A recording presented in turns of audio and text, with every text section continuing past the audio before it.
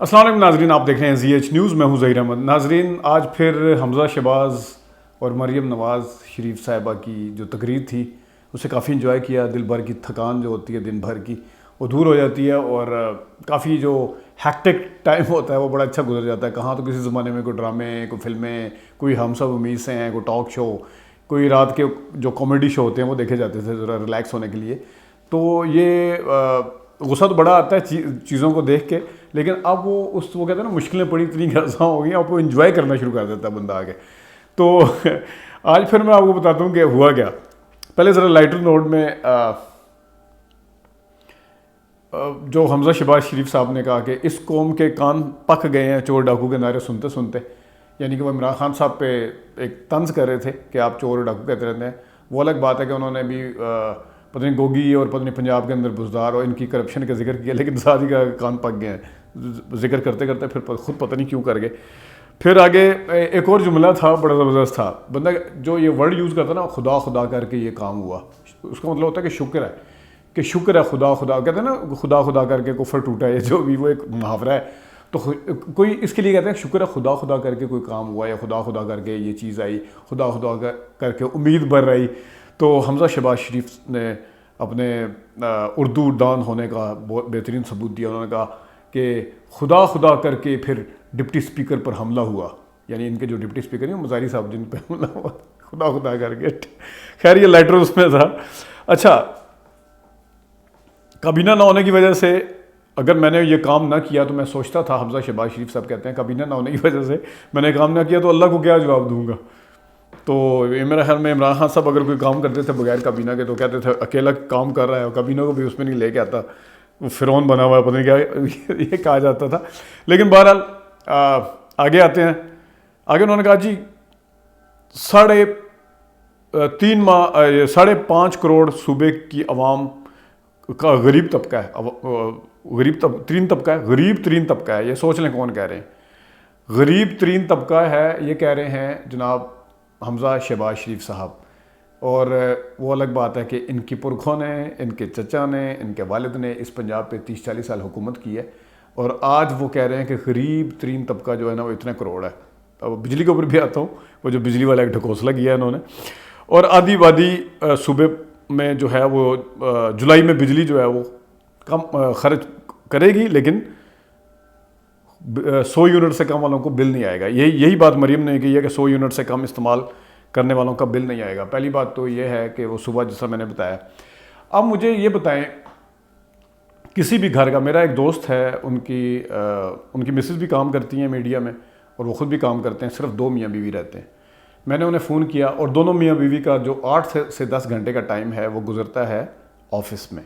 میں نے ان سے کہا تیرا بل کتنا آیا پچھلے ہفتے؟ تو اس نے بتایا کہ میرا بل آیا 144 یونٹ کنزیوم ہوئے ہیں۔ تو میں نے کہا کیا کیا چلتا ہے؟ کہتے ہیں جو ضرورت کی چیز ہے، 2 بندوں کے لیے استری کتنی یوز ہوتی ہوگی، ظاہر بغیر کپڑوں کے تو آپ باہر نہیں جائیں گے 100 یونٹ کے چکر میں کہ 100 یونٹ کراس نہ کر رہے ہیں، کپڑے بھی دھونے پڑیں گے، واشنگ مشین بھی چلتی ہے۔ تو انہوں نے کہا جی ایک انرجی سیور میں نے لگایا ہوا ہے، تو وہ کرتے ہوئے 144 آیا ہے۔ اب جس گھر میں 6 بندے ہیں، آپ خود اپنے منہ سے کہہ رہے ہیں، میں نہیں کہہ رہا، 2 بندوں کا نہیں کہہ رہا، آپ نے اپنے منہ سے کہا آج حمزہ شہباز نے کہ ہر گھر میں 6 بندے لگائیں۔ 6 بندے ہیں، ظاہر ہے وہ ایک کمرے میں تو نہیں سوئیں گے، کم از کم 2 کمروں میں سوئیں گے، 2 پنکھے چلیں گے، 2 لائٹیں جلیں گی، واشنگ مشین بھی یوز کریں گے، ٹھیک ہے، اور اس کے ساتھ ساتھ ان کے گھر میں فریج بھی ہوگا، ظاہر ہے آج کل ہر گھر میں فریج ہے۔ تو مجھے بتائیں کہ کیا ایسے گھر میں اتنے بندوں کے ساتھ اتنی لائٹ اور پنکھوں کی کنزمپشن کے ساتھ، اور استری بھی ظاہر اگر نہ بھی کریں، چلیں کہتے ہیں کہہ دیں لوگوں کو، کہنے دیں کہ گھڑے میں سے کپڑے نکال کے لائیں، تو مجھے ذرا سمجھا دیں کہ کیا اس کا 100 یونٹ آئے گا؟ یہ 100 یونٹ کس کا آئے گا؟ کسی کی کوئی جھونپڑی ہے، ایک بلب چلتا ہے شام کو اگر 60 واٹ کا، یا ایک آدھا پنکھا چلتا تو اس کا تو 100 یونٹ تو اس کا آ جاتا ہے۔ یہ 6 بندے، میں آپ کا فگر لے رہا ہوں، میں اپنا فگر نہیں بتا رہا کہ 2 بندے ہوں گے ہر گھر میں۔ انہوں نے کہا 6 بندوں والا، مجھے ذرا بندے نکال کے دکھائیں کہ کتنے بل، اور یہ میں اس کے اوپر پورا کام کر کے دکھاؤں گا آپ کو کہ پاکستان کے اندر کتنے ایسے لوگ ہیں جو 100 سے کم یونٹ استعمال کرتے ہیں۔ اچھا ویسے اس پہ بھی ایک ہے، جس بندے کو، غریب کو جو ٹینشن ہوتی ہے وہ اسی چیز کی ہوتی ہے کہ یونٹ نہ ضائع ہو جائیں۔ اب بالفرض 100 یونٹ کی انہوں نے پابندی لگا دی، 99 یونٹ ہے، تو وہ بیچارے اس گرمی میں جب 1 منٹ بغیر پنکھے کے نہیں رہا جا سکتا، تو یہ کتنا بڑا حاتم طائی کی قبر پہ لات ماری ہے کہ وہ دوسرا پنکھا بند کر دے کہ 100 یونٹ کراس نہ ہو جائیں، ساری رات پسینے کے ساتھ بھیگتا رہے۔ یہ ہے اس غریب ترین صوبے کا جو جس کا خود ذکر کر رہے ہیں کہ اتنا 5 کروڑ عوام غریب ترین ہے، نمبر جو انہوں نے بتایا، میں ان کے بقول کہہ رہا ہوں، ویسے تو مجھے ذرا ڈھونڈ کے دکھا دیں گے 100 یونٹ آج کل کس کے اس میں ہوتے ہیں کنزیوم، اور کس طرح وہ سبسڈی دے کے نکالیں گے. خیر یہ ایک الگ بات ہے. یہ اسی طرح ہی ہے، وہ سستی روٹی والے کا جو حال ہوا تھا یہ بالکل اسی طرح ہوگا. اچھا اب آتے ہیں آگے چلتے ہیں. ویسے یہ بھی وہ جو کہتے ہیں کرپشن ہوتی ہے، پیسہ بھی کھایا جاتا ہے، وہ جو اس طرح نا جو بھی ہے. اب آتے ہیں مریم نواز شریف صاحب. یہ بڑا انٹرسٹنگ ہے. ویسے آج پھر انہوں نے کہا جی آپ سب کو لندن میں سے نواز شریف کا سلام. پھر شہباز شریف کا سلام بھی انہوں نے کیا ہی دیا. خیر لوگوں کو بتاؤ کہ نواز شریف اس مشکل وقت میں عوام کے ساتھ کھڑے ہیں. مشکل وقت میں عوام کے ساتھ ہے. ساندہ کلام میں رہتے ہیں میرے خیال میں نواز شریف صاحب آج کل. وہ کیونکہ وہ رامنڈ ماڈل ٹاؤن میں تو نہیں ہے میرے خیال میں، ساندہ کلام ہوگا یا ایسٹ ساندہ کلام ہوگا، ایسٹ لندن کی بجائے. بند روڈ پہ رہتے ہوں گے پھر میرے خیال میں، یا گوال منڈی جو پرانا علاقہ جہاں لسیاں شسیاں پیتے تھے وہاں پہ رہتے ہوں گے. کس کو بیوقوف بنایا جا رہا ہے؟ مطلب ایک سیاستدان جس نے 3 دفعہ کے وزیر اعظم ہیں، جو لیڈر ہیں ایک پارٹی کے، جن کا انتخابی نشان شیر ہے، اور جو اس وقت بیمار بھی نہیں، آنے کے لیے بالکل تیار ہیں، صرف یہاں سے کلیئرنس ملنے کی دیر ہے. NRO کہہ لیں اس کو، جو مرضی کہہ لیں.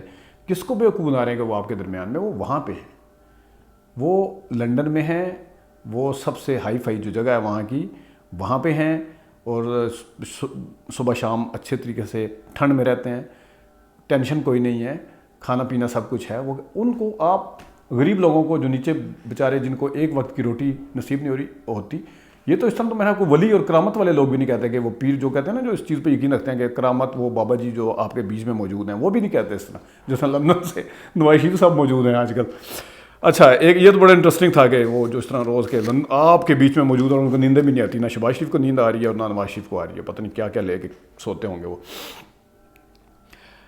کبھی ایسا ہوا کہ بجلی کے اوپر بات ہو گئی ہے. اب آگے آ جائیں. یہ خزانہ خالی ہوئی ہے تو خیر سارا کچھ چلتا رہتا ہے. ایک بڑی انٹرسٹنگ بات انہوں نے کی. انہوں نے پہلے کہا کہ ایک حدیث پڑھی مریم نواز شریف صاحبہ نے، کہ کہا کسی پر بہتان اگر لگایا جائے، ایک حدیث ہے، اس کا مفہوم ہے کہ جب تک برائی اپنے اندر نہیں آ جاتی وہ مرے گا نہیں. صرف 30 سیکنڈ بعد یا 40 سیکنڈ بعد یا 1 منٹ بعد پہلے خود حدیث پڑھ کے پھر انہوں نے کہا جی عمران خان مذہب کا استعمال کرتے ہیں، عمران خان یہ کرتے ہیں. پہلے خود حدیث پڑھ کے سنا کے پورا کور اپ کر کے آگے جا کے عمران خان آیتیں پڑھنا شروع ہو جاتے ہیں. یہ خیر انہوں نے مذہب کارڈ کے اوپر جو بات کرنے کی کوشش کی.